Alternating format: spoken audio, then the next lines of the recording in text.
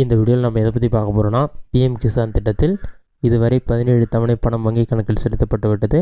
18வது தவணை பணம் அக்டோபர் 5ஆம் தேதி இன்று வங்கி கணக்கில் தகுதியான விவசாயிகளுக்கு செலுத்தப்பட்டு விட்டது. இந்த பணம் வராதவர்கள் என்ன செய்தால் அவர்களுக்கு இந்த பணம் கிடைக்கும் என்பதை பற்றி தான் நம்ம டீட்டெயிலாக பார்க்க போகிறோம். உங்களுக்கு பிஎம் கிசான் ஸ்கீமில் 18வது தவணை அமௌண்ட் வந்திருந்தால் இந்த மாதிரி ஒரு எஸ்எம்எஸ் வந்திருக்கும்.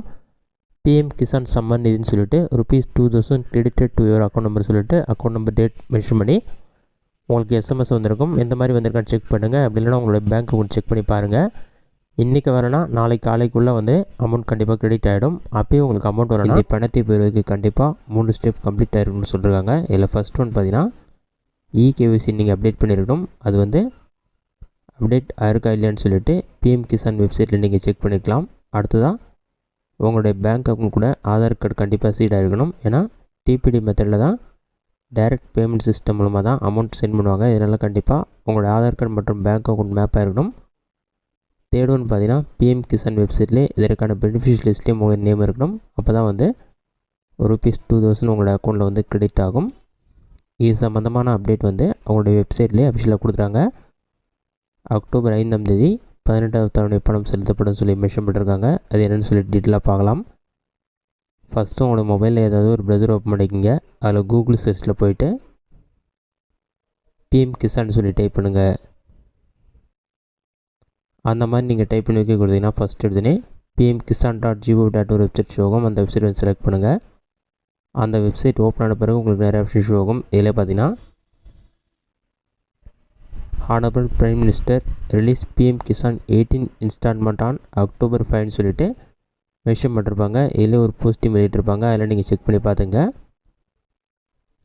PM Kisan scheme on 5th October 2024 சொல்லி மென்ஷன் பண்ணிவிட்டு eKYC is mandatory for PM Kisan register ஃபார்ம்னு சொல்லி மென்ஷன் பண்ணிருப்பாங்க. இது மட்டும் இல்லாமல் OTP based eKYC available on PM Kisan portal or visit nearest CSC centre for biometric based eKYC சொல்லி மென்ஷன் பண்ணிருப்பாங்க. இகேவிசி நீங்கள் பிஎம் கிசான் வெப்சைட்லேயும் அப்டேட் பண்ணலாம், அல்லது இசிஐ மெத்தடுக்கு போய்ட்டும் அப்டேட் பண்ணலாம். பிஎம் கிசான் வெப்சைட்டில் இகேவிசி நீங்கள் அப்டேட் பண்ணலாம்.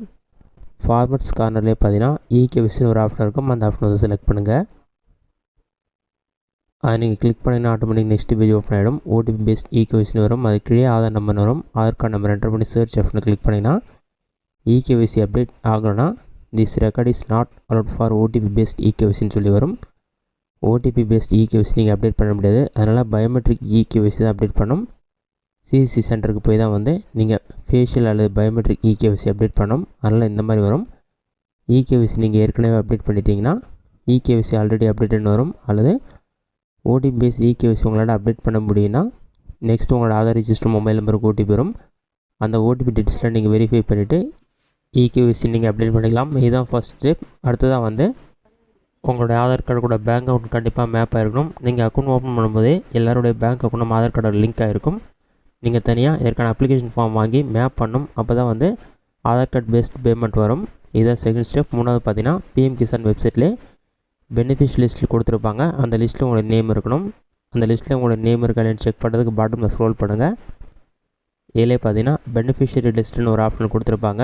அந்த ஆப்ஷனை கிளிக் பண்ணுங்கள். அதை நீங்கள் கிளிக் பண்ணிங்கன்னா ஒரு 5 செகண்ட்ஸ் லோட் ஆகும். லோட் ஆகி கம்ப்ளீட் ஆன பிறகு நெக்ஸ்ட் பேஜில் உங்களோட state name, district name, taluk name, village name எல்லாமே செலக்ட் பண்ணுங்கள். மோஸ்ட்லி இடம் தமிழ்நாடு தான் இருப்பீங்க. தமிழ்நாடு செலக்ட் பண்ணிவிட்டு உங்களோட district, sub district, block, village name எல்லாமே செலக்ட் பண்ணிவிட்டு கேட் ரிப்போர்ட் ஆப்ஷன் கிளிக் பண்ணுங்கள்.